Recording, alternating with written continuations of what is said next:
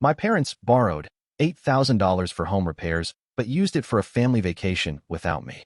So I contacted the travel agency and got my money back. I have always been the responsible one in my family. Since I started working at 16, I've been saving diligently, even through college when I was working 2 jobs to avoid crushing student debt. My parents, on the other hand, have always been, let's just say, financially creative. Last year, they approached me about a loan. They needed $8,000 for some home repairs. The roof was leaking, and they claimed they were worried about structural damage. I hesitated because I was saving for a down payment on my own place, but they're my parents. They promised to pay me back in monthly installments starting in 3 months. I made them sign a simple agreement, thank God for that foresight, and transferred the money. The first red flag came when they missed the first repayment date. Then the second. When I brought it up, they always had excuses, medical bills, car troubles, you name it. I was frustrated but tried to be understanding. Then last week, my younger sister called me, excited about the upcoming epic family vacation to Hawaii. I was confused since nobody had mentioned any vacation to me.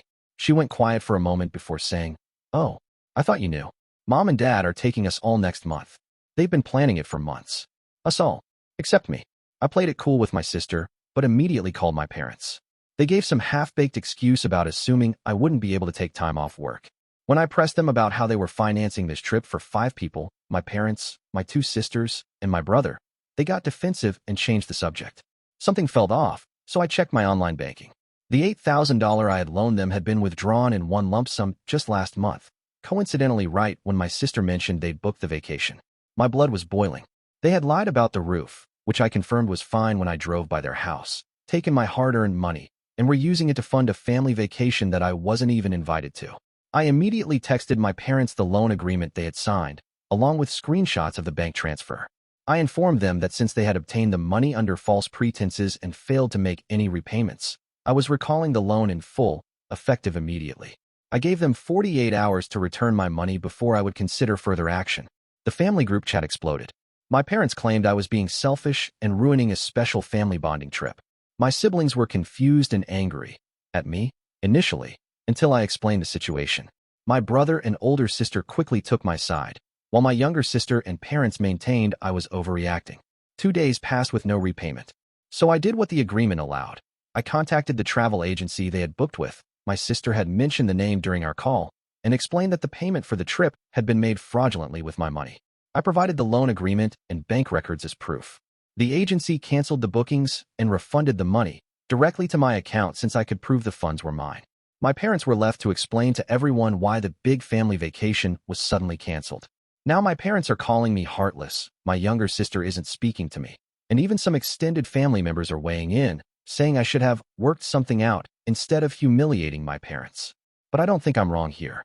They lied to get money from me, excluded me from a family event they were funding with my money, and showed zero remorse when confronted. Am I really the bad guy for standing up for myself? Update 1. It's been 3 days since everything went down, and I wanted to provide an update because things have developed in ways I didn't expect. First, thank you to everyone who commented. Reading your responses helped me feel less crazy when my family was making me doubt myself. Yesterday, my older sister called me. Apparently, after the trip was canceled, my parents called an emergency family meeting, again, without inviting me. During this meeting, they painted me as the villain who ruined everything out of spite. However, my brother, who knew the full story from me, spoke up and questioned why I wasn't invited to the vacation in the first place. That's when the truth came out. My parents admitted they never intended to invite me because they're still upset that I moved in with my girlfriend last year instead of helping them financially by living at home and paying them rent. They saw the vacation as a way to teach me a lesson about family loyalty. My brother recorded part of this conversation without telling them and sent it to me. Hearing my parents say these things in their own words was both heartbreaking and vindicating. After this revelation, my younger sister called me in tears to apologize. She had no idea about any of this and felt terrible for taking their side initially. She's now staying with me and my girlfriend for a few days to get some space from our parents. As for my parents, they've switched tactics from anger to guilt. They've been sending messages about how I've torn the family apart and how they only wanted to create memories with the kids who still care about family. I've decided not to respond for now. My girlfriend suggested family therapy if we want to salvage any kind of relationship, but honestly, I'm not sure I'm ready for that yet. For now, I'm focusing on the fact that I stood up for myself and that my siblings now understand the situation. I'll update again if anything significant happens, But for now, I'm taking some time to process everything. Thanks again for all the support. Update 2. It's been 2 weeks since my last update, and things have taken another unexpected turn. After my younger sister stayed with me and my girlfriend, she went back home determined to get our parents to see reason. According to her, she tried to have a calm conversation with them about how their actions hurt me and damaged family trust. Instead of listening, they doubled down and started criticizing her for taking my side. This led to a huge argument where my parents apparently said some pretty hurtful things about me, my girlfriend, and even my sister's loyalty to the family. She packed a bag and left that night, staying with our older sister. The next day, my brother, who still lives at home because he's finishing college, called a family meeting of just the siblings. The 4 of us met at a coffee shop and had a long, honest conversation about our parents' pattern of behavior. It turns out I wasn't the only one they'd borrowed money from. They'd taken loans from both my sisters too, though smaller amounts, which were never repaid. We also discovered that our parents have been playing us against each other for years, telling each of us different stories about the others to keep us from comparing notes. My older sister was told I refused to help with family expenses because I was selfish. My brother was told my older sister thought he was irresponsible with money. None of it was true. After this revelation, we decided to present a united front. We drafted a letter together outlining the pattern of financial and emotional manipulation, the lies they'd told, and our conditions for moving forward with the relationship. These included no more loans, complete transparency about family matters, and family therapy. My brother delivered the letter since he still lives at home. Our parents' reaction was explosive. They accused us of conspiring against them and betraying family loyalty. They even called our extended family to complain about their ungrateful children. Here's where it gets interesting. My aunt, my mom's sister, called me yesterday. I was bracing for another lecture about respecting my parents, but instead, she said, it's about time someone stood up to them.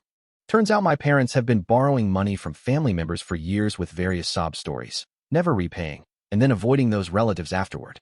My aunt has offered to host a larger family meeting to address this pattern, as she believes we're not the only ones affected. She also mentioned that my grandmother, who I thought had cut contact with me years ago per my parents' claim that I had offended her, has actually been asking about me all this time. My parents had been intercepting her calls and cards, telling her I wanted nothing to do with the family. I'm still processing all of this. On one hand, I'm relieved to know I wasn't crazy or overreacting. On the other hand, discovering the extent of my parents' manipulation is devastating. The siblings and I have agreed to attend this family meeting, which is scheduled for next weekend. As for my parents, they're now telling everyone who will listen that their children have been brainwashed against them. My brother is making plans to move out as soon as possible, as the atmosphere at home has become unbearable. I'll update again after the family meeting. Thank you all for your continued support through this mess. Update 3. It's been a month since my last update, and I think this will be my final one as things have settled into a new normal. The extended family meeting at my aunt's house was both difficult and healing. 12 family members showed up, including all 4 siblings, 3 aunts and uncles, 2 cousins, and my grandmother. My parents refused to attend, calling it a kangaroo court. One by one, family members shared their experiences with my parents' financial manipulation. The stories followed a pattern. My parents would approach relatives with urgent needs, promise repayment, then avoid them afterward. When confronted, they'd claim misunderstandings or make counter-accusations. Over the years, they'd borrowed over $30,000 from family members combined, none of which had been repaid. My grandmother broke down when she realized how my parents had deliberately kept us apart. She showed me years of birthday and Christmas cards she'd sent me that were returned as undeliverable, despite being correctly addressed, and gifts she'd given my parents to pass on to me that I never received. After everyone shared, my aunt suggested we all agree on boundaries moving forward. The consensus was that while no one wanted to cut my parents off completely, financial support was off the table, and any relationship would require acknowledgement of past behavior and steps toward change. My brother moved out of my parents' house that same weekend, taking temporary residence with our older sister until his dorm opens for the fall semester. My parents' response was to change the locks and text him that he had made his choice. 2 weeks after the meeting, my parents reached out to me directly for the first time since everything exploded. The message wasn't an apology but a demand that I fix the damage I'd done to their reputation in the family. I responded simply that I hadn't damaged their reputation, their actions had, and that I was open to reconciliation if they were willing to acknowledge the harm they'd caused and commit to therapy. They haven't responded to that message, but I've heard through my younger sister that they're telling people I'm holding ridiculous grudges and that they're praying for my return to the family. Meanwhile, the siblings and I have grown closer than ever. We have a weekly video call to check in with each other, and we've planned a real family vacation for Christmas, one where everyone is invited and expenses are shared transparently. My grandmother has become a regular visitor at my apartment, making up for lost time.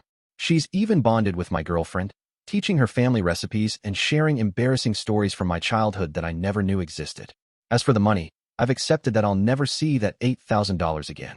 But what I gained in clarity and stronger relationships with my siblings and extended family is worth far more. I'm still processing my feelings about my parents. Some days I'm angry, some days I'm sad, and some days I just feel relieved to be free of the manipulation. My girlfriend convinced me to start therapy to work through these complicated emotions, and it's been helping. For those wondering if there's any chance of reconciliation with my parents, I'm leaving that door cracked open, but with solid boundaries in place. They would need to acknowledge their actions, commit to changing their behavior, and respect the boundaries I've set. So far, they've shown no willingness to do any of that. Thank you all for following this journey and for the support and advice you've provided along the way. This experience has been painful, but it's also been transformative. I've learned that standing up for yourself isn't selfish. Sometimes it's the catalyst for necessary change that benefits everyone.